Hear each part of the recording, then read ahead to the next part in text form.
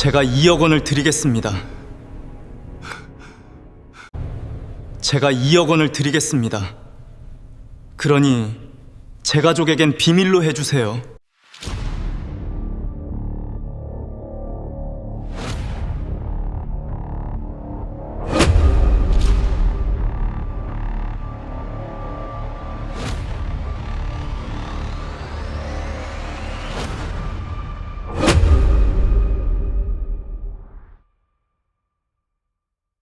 사건의 시작은 2013년 초로 거슬러 올라갑니다.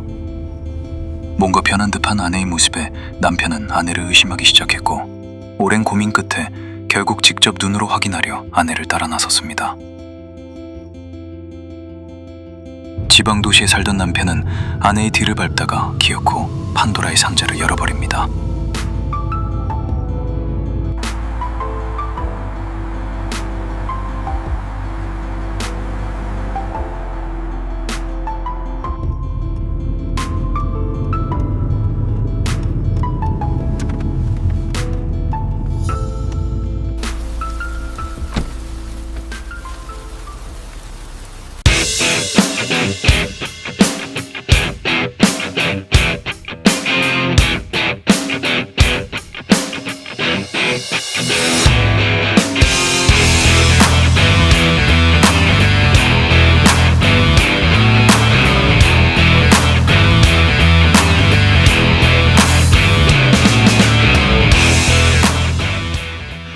잠깐만 기다리고 있어.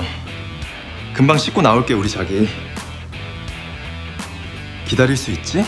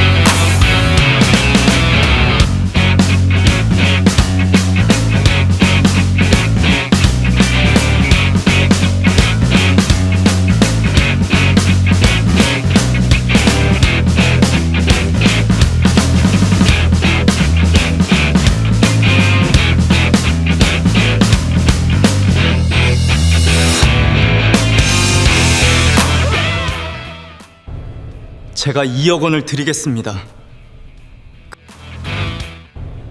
제가 2억 원을 드리겠습니다. 그러니 제 가족에겐 비밀로 해주세요.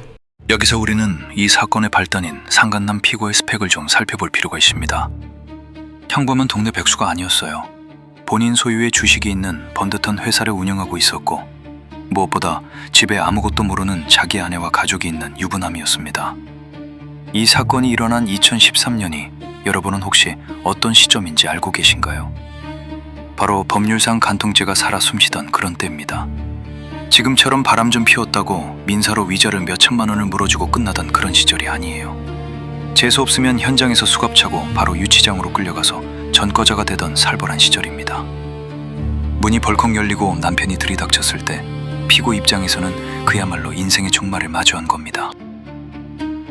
간통죄로 쇠고랑을 차는 건 둘째치고, 이 불륜 사실이 자기 아내와 가족들에게 알려지는 순간 그야말로 사회적 매장의 가정 파탄, 그리고 회사 대표 자리까지 한 방에 날아가는 거죠.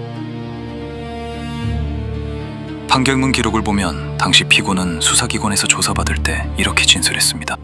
간통죄로 고소당하거나 제 가족들에게 간통 사실이 알려질 것이 너무 두려웠습니다. 통상적인 불륜 사건 위자료의 10배가 넘는 거액의 제한. 그날 이후로 방에서 나오지 않는 아내. 아마도 남편은 현실과 냉정 사이에서 수많은 갈등을 했을 것 같습니다. 배신감과 분노로 가득 찼던 현장이 순식간에 아주 차가운 자본주의 협상 테이블로 변해버린 겁니다.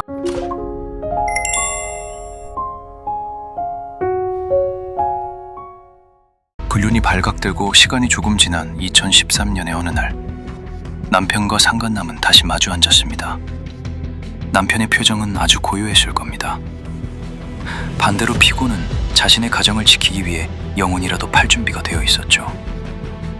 이날 피고는 남편에게 민형사상 합의금으로 무려 2억 원을 주겠다고 약속합니다.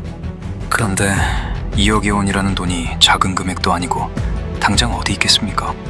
그래서 이 두 사람은 아주 특별한 분할지급 약정을 맺게 됩니다. 판결문을 보면 3장의 차용증이 등장합니다. 첫 번째, 당장 한 달 뒤인 월말까지 3천만 원을 갚겠다. 두 번째, 그해 연말까지 1억 원을 분할해서 갚겠다. 세 번째, 내년 말까지 나머지 1억 원을 갚겠다. 자신의 불륜을 덮기 위해 2년에 걸친 2억 원짜리 분할납 차용증을 작성한 겁니다. 하지만 이 거액의 계약서에는 피고가 목숨처럼 여겼던 단 하나의 조건이 숨어 있었습니다. 판결문은 이를 두고 남편과 피고 사이에 적어도 묵시적인 합의가 있었다고 판단했는데요. 바로 남편이 피고의 아내나 가족들에게 불륜 사실을 절대 알리지 않고 형사고소도 하지 않겠다는 약속이었습니다. 법률 용어로는 이것을 해제 조건이라고 부릅니다. 법률 용어라 말이 조금 어렵죠. 생각보다 의외로 간단합니다. 남편이 입을 꾹 다물고 있으면 이 계약은 유효하지만 만약 남편이 변심해서 피고의 아내에게 전화를 걸거나 경찰서에 고소장을 접수하는 그 순간 이 2억 원짜리의 종이 뭉치는 그 자리에서 즉시 휴지 조각이 된다는 뜻입니다. 피고는 생각했을 겁니다. 이 돈만 쥐어주면 내 완벽한 일상은 지켜질 것이다. 돈으로 산 침묵, 과연 이 위태로운 평화는 지켜졌을까요?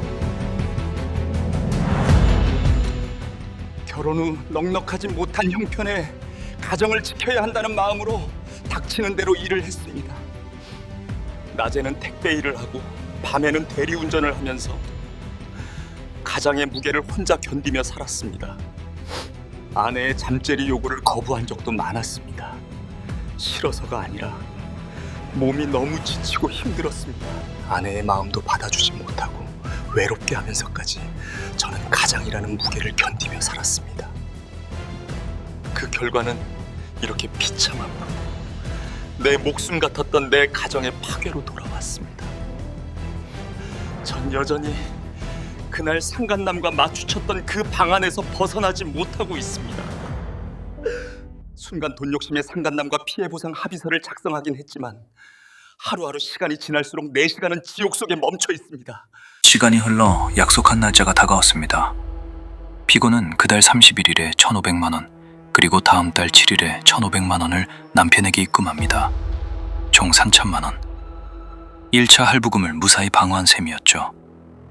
그리고 그 무렵 약속했던 주식 2,500주도 넘겨주었습니다. 피고는 가슴을 쓸어내리며 안도했을 겁니다. 이제 살았다 하고 말이죠. 그런데 여기서 피고가 계산하지 못한 게 하나 있었습니다. 바로 사람의 마음입니다. 남편의 입장이 되어볼까요? 통장에 3,000만 원이 찍혔습니다. 기분이 풀렸을까요? 아니요. 아마 그 돈을 볼 때마다 자신의 아내와 저 피고가 모텔로 들어가던 그날의 기억이 아주 선명하게 떠올랐을 겁니다. 그 돈은 위로금이 아니라 남편의 찢겨진 자존심을 매일매일 긁어대는 독약이었던 거죠. 결국 남편의 마음속 분노가 폭발합니다. 약정서를 쓴 지 불과 몇 달 지나지 않아 남편은 소화기를 듭니다. 그리고 피고가 그토록 지키고 싶어 했던 그녀 피고의 아내에게 전화를 걸어버리죠. 당신 남편이 내 아내와 불륜을 저질렀습니다. 상간남 피고가 2억이라는 큰 금액을 걸고 지키려 했던 가정이 남편의 전화 한 통에 산산조각이 나는 순간이었습니다. 그런데 남편의 복주는 여기서 끝이 아니었습니다. 다 까발려놓고도 분이 풀리지 않았던지 아예 피고와 자신의 아내를 간통죄로 경찰에 고소까지 해버립니다. 피고 입장에서는 미치고 팔짝 뛸 노릇이죠. 합의금 명목으로 돈도 주고 주식도 빼앗겼는데 결국 아내에게도 들키고 간통죄로 경찰 조사까지 받게 생겼으니까요. 하지만 이 사건이 정말 흥미로운 건 남편의 그 다음 행동 때문입니다. 약속을 깨건 남편 본인인데 그는 아주 당당하게 법원을 찾아갑니다. 그리고 이렇게 외치죠. 저 상간남이 아직 나한테 안 준 돈이 2억 원이나 남았습니다. 이 남은 돈 마저 다 받게 해주십시오.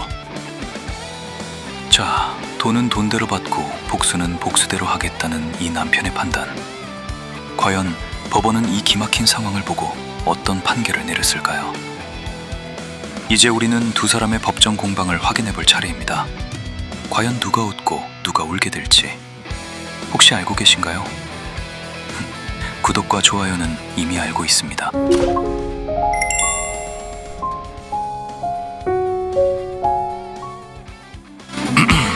자, 이제 우리는 법정에 선 두 사람의 모습을 상상해 볼 시간입니다. 피고는 억울해서 피를 토할 지경이었을 겁니다. 피고는 법정에서 이렇게 항변합니다. 이 사건 약정은 원고가 제 가족들에게 간통 사실을 알리지 않고 형사 고소를 하지 않을 것을 조건으로 한 법률 행위입니다. 그런데 원고가 올 여름 제 아내에게 이 사실을 폭로했고 2달 뒤엔 간통죄로 고소까지 했습니다. 조건이 깨졌으니 저는 남은 잔금을 줄 의무가 없습니다. 라고 말이죠. 반면 남편은 아주 당당했습니다. 이후에 어찌됐든 차용증에 도장 찍은 건 사실 아니겠습니까? 약속한 2억 원 중에 1억 7천만 원이 아직 남았으니 계약을 이행해야 합니다. 과연 지방법원 재판장의 판결을 어땠을까요? 판결은 아주 차갑고 명쾌했습니다. 주문, 원고의 청구를 기각한다. 또한 소송 비용은 원고가 부담한다. 남편의 완벽한 패소였습니다. 원고가 피고에게 요구한 2억 원은 통상적인 위자료 액수보다 상당히 고액이다. 피고가 이 거액을 주기로 한 것은 원고가 피고의 가족 등에게 간통 사실을 알리지 않고 형사 고소도 하지 않기로 하는 합의가 있었기 때문이다. 즉, 이 약정은 그 두 가지를 해제 조건으로 하여 체결된 것이라고 못을 박았습니다. 그런데 원고가 2013년 여름에 경찰에 간통죄소 피고를 고소하였고 피고의 아내에게 간통 사실을 알렸죠. 법원은 원고가 스스로 폭로를 함으로써 이 약정은 해제 조건의 성취로 실효되었다라고 선언합니다.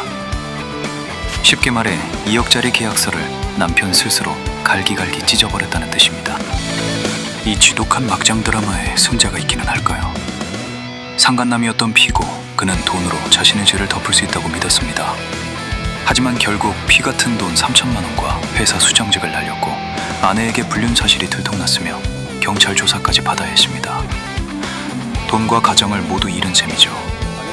그리고 원고인 남편, 어떻게 보면 이 사건에서 가장 안타까운 사람일 수도 있습니다.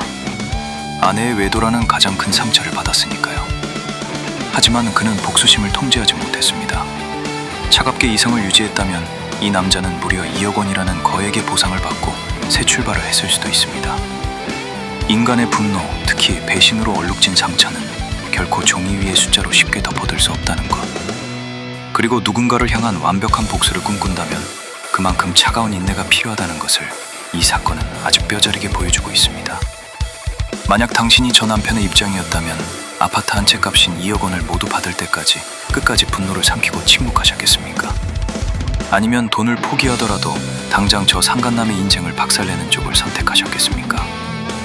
정답은 없겠지만 여러분의 솔직하고 현실적인 선택이 궁금하네요.